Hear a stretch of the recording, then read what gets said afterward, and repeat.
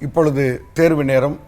பெண் பிள்ளைகள் ஒவ்வொரு ஆண்டும் அதிக மதிப்பெண் எடுத்து பெற்றோர்களுக்கல்ல, இந்த தமிழ்நாட்டிற்கு, தமிழக கல்வித்துறைக்கு பெயரெடுத்து தருவதே பெண் பிள்ளைகள் தான். ஆனால் ஆண் பிள்ளைகளை நாம் குறைவாக சொல்ல வேண்டாம். ஆண் பிள்ளைகளுக்கும் பங்களிப்பு இருக்கிறது. ஆனால் ஒரு தந்தையாக நான் சொல்கின்றேன், பெண் பிள்ளைகளை யாரெல்லாம் பெற்றிருக்கின்றார்களோ அந்த பெற்றோர்கள் கொடுத்து வைத்தவர்கள், மகாலட்சுமிகள். நம் வீட்டிலும் மகாலட்சுமிகள், சென்ற இடத்திலும் மகாலட்சுமிகள். பெற்றோருக்கு பிற்காலத்தில் வயதான காலத்தில் நிரந்தரமான ஒரு உணவு உண்டு என்றால் பெண் பிள்ளைகளை பெற்றிருக்கக்கூடிய பெற்றோர்களுக்கு அது ஒரு வரப்பிரசாதம். எனவே பெண்களை மதிக்க வேண்டும் என்பதற்கு நான் வகிக்கக்கூடிய துறை, இந்த காவல்துறையில் இன்று ஏன் சீருடையில் வந்திருக்கின்றேன் என்றால், உங்களுடைய இந்த தொலைக்காட்சி, நியூஸ் தமிழ் தொலைக்காட்சி உலகம் முழுக்க இன்று மகளிர் தினம் கொண்டாடக்கூடிய தருவாயில் நம் தமிழகம் என்பது, நான் காவல்துறையினுடைய அங்கமாக பெருமையாக கூறுவது, நாங்கள் எல்லாம் குக்கிராமத்தில் கூலி தொழிலாளியாக விவசாய குடும்பத்தில் பிறந்த 90-93 தான் முதல் பட்டதாரி நான்.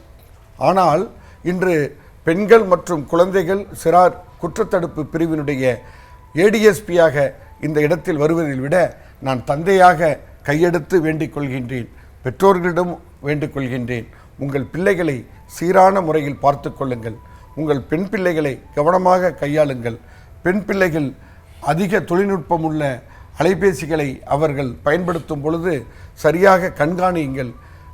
ஆண் பிள்ளைகளையும் சரியான தடத்தில் செல்கின்றார்களா இல்லையா என்பதை ஒரு முறைக்கு இருமுறை நான் அதிகாரியாக அல்ல, தந்தையாக கேட்டுக்கொள்கின்றேன். ஏனென்றால் நம் தலைமுறை கடந்துவிடும். ஆனால் நம்மளுடைய பெயரை நிலைநிறுத்தக்கூடிய அடுத்த தலைமுறையாகிய நம் பிள்ளைகள் உயர்ந்து இருக்க வேண்டும். அவர்கள் தலைமுறை சிறந்திருக்க வேண்டும். இப்போ கல்வியாளர் சொன்னாங்க, அன்பு சகோதரர் பாலாஜி என்ன சொன்னாங்க, அன்பு சகோதரர் தன்னுடைய தாயை ஒரு வீட்டிற்குள்ளாக வாசல் புறம் வழியாக கூட செல்ல முடியாத காலத்தில் இன்று உலகம் கடந்து ஆஸ்திரேலியாவின் கடல் கடந்து வெற்றி பெற்ற மகனாக இருக்கின்றார்கள். அதுபோல் இராணுவத்தில் அதாவது உச்ச மனிதனே வாழ முடியாத பகுதியில் தன்னுடைய இளமையை இழந்திருக்கின்றார்கள்.